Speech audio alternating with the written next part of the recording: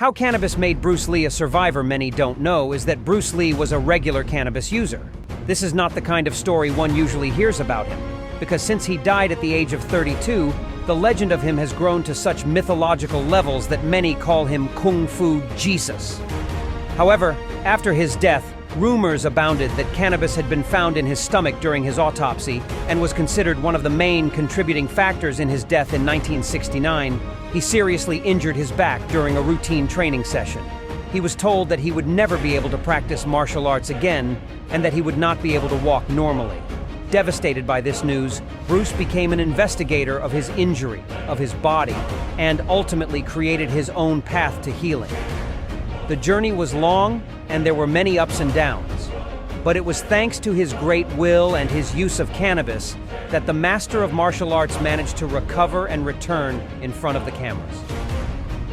Also, it was after this accident that he would make his 3 biggest box office hits in Hong Kong.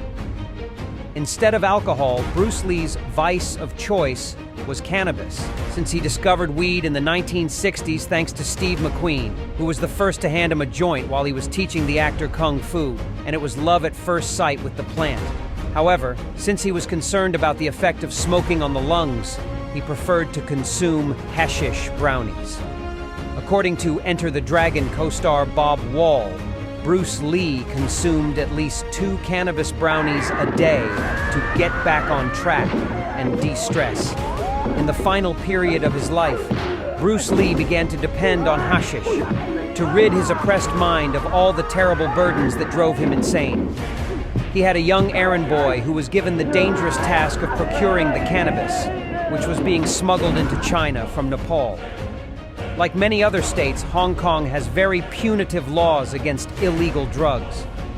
He was known to have an unpleasant and irritable character.